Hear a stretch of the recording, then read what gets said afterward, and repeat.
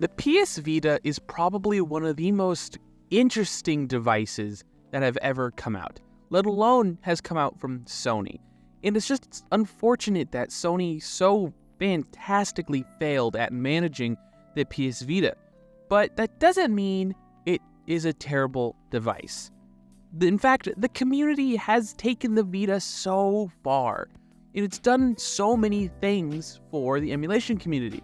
Because quite famously, the PSP, Sony's original handheld, was one of the best emulation handhelds for a very long time. And it was one of the first devices that emulation really became a popular thing. Not to mention all the homebrew and, let's just say, privateering of PSP games on the PSP itself was just icing on the cake.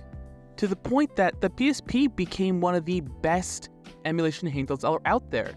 But nowadays, it's not the best value, and you can get very similar experiences for handhelds on much cheaper budgets. So you can get something like the RG35XXH, a very similar overall experience, and be able to enjoy all the same games and more that the PSP either isn't powerful enough or just couldn't do in the first place, like DS games. But the PS Vita is a very interesting case. The PS Vita for emulation is actually a kind of a good experience, though there are some gaps in its emulation roster.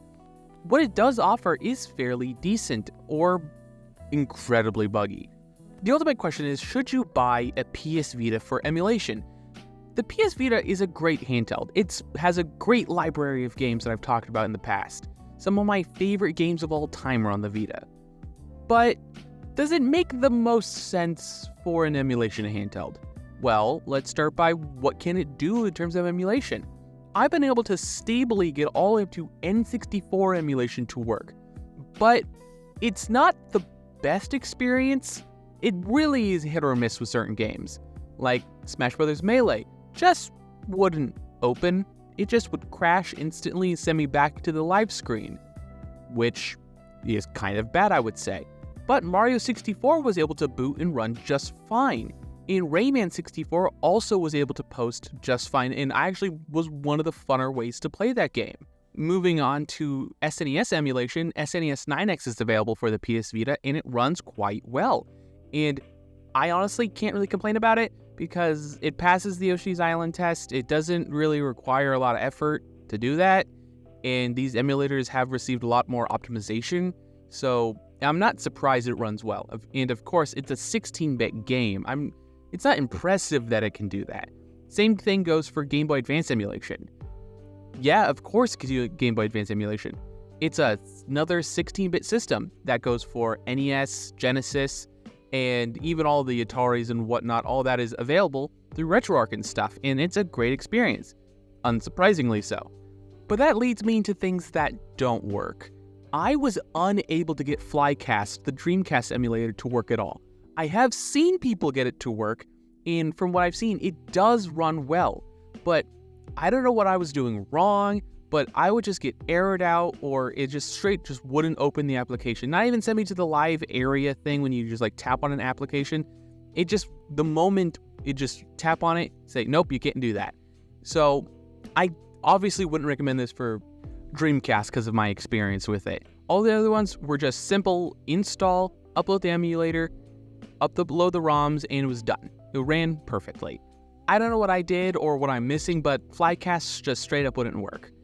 Another emulator that also just simply didn't work was the Nintendo DS emulator. I forget what it's called exactly because the name is ridiculous, but I couldn't get it to work, and it unfortunately doesn't seem like there'll be any DS emulator ever coming to the Vita. It's just not feasible, though I feel like it would make a lot of sense because of the fact that it has the touchscreen. It could theoretically do it, and don't even dream of 3DS emulation happening on this thing. That is never going to happen. But something the Vita does have is ports. The Android games library is vast, and because of that, there's been some massive, really cool ports coming to the Vita. Things like all the GTA games up until GTA 4, basically. Dead Space, even Call of Duty Zombies has made it to the PS Vita, which is awesome. There hasn't been any real fun ways to play these games outside of deprecated mobile apps in eons, and now we finally get to play them on a dedicated handheld, which is honestly an amazing experience and goes to show what the Vita could have been like. Imagine going back in the day, back in like 2014, and have the full GTA trilogy available on the PS Vita. That would be so cool, but it never happened, and it finally is. And not to mention all the Android ports, but there's also Nintendo Switch ports. I play Sonic Mania on my PS Vita. It's a great experience, runs just like natively, and it's impressive to see the amount of support the community has for this device. And there's been more and more homebrew, even more and more Android ports coming to the PS Vita. Every other week, I'm hearing about some other crazy port coming to the Vita.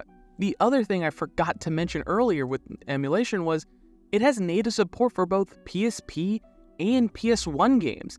Those are two huge libraries and very common game systems people want to emulate, and the Vita has native support. Needless to say, the Vita has enough on offer that you will never find yourself lacking for something to play on this device. But does it match that quality in value? You can find a PS Vita for anywhere between $120 to $200 depending on the make, the model, even what version of Vita you have.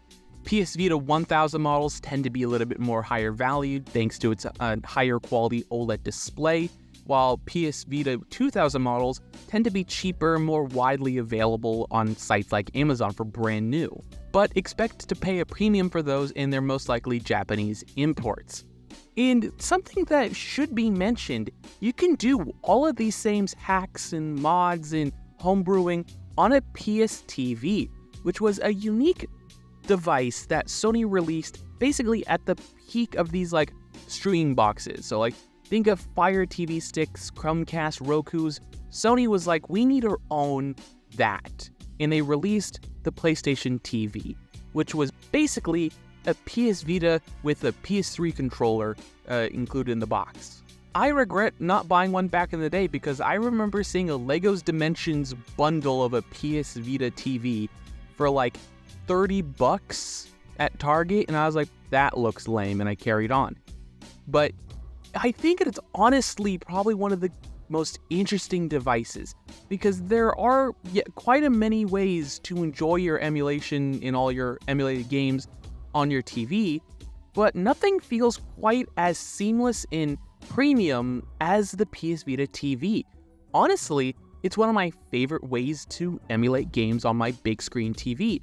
Thanks to it having a native HDMI port, native support for normal, official controllers, you don't really have to think about the experience at all. It's one of my favorite ways to play my games on a big screen TV. And the whole setup is so compact, you can just chuck into your bag and use it whenever you want. And since it consumes so little power, I was able to power the thing off just a normal cigarette lighter in my friend's car and use the built-in display in their 2005 GMC Denali and be able to use their entertainment system to play, PS Vita games and emulated games in their car on the road instead of watching Shaun the Sheep for the 90 bajillionth time because it's the only movie any of us have left on DVD. The PS Vita TV is by far under the radar, just one of the most interesting devices and poses the most interesting value in so many different use cases that honestly, I think it might be low-key one of the coolest devices out there. But the question is, should you buy the PS Vita for emulation, not should you buy the PS Vita TV? Which honestly, for a TV setup, yeah, buy the PS Vita TV. It's incredible, and it's such a compact and interesting device, you'll have a fun time using it for that. But the PS Vita, it's a bit harder of a pill to swallow because at one point, the PS Vita made a lot of sense for emulation. And if you have one, it's a great reason and way to get more life out of it. But for a dedicated handheld device, for specifically emulation, I think you'll be better served by other devices. Though the PS Vita will continue to be a very compelling device for more than just emulation, I think if that's what you're looking for, you might be better served with something else. But that doesn't change the fact that the Vita is such an amazing device.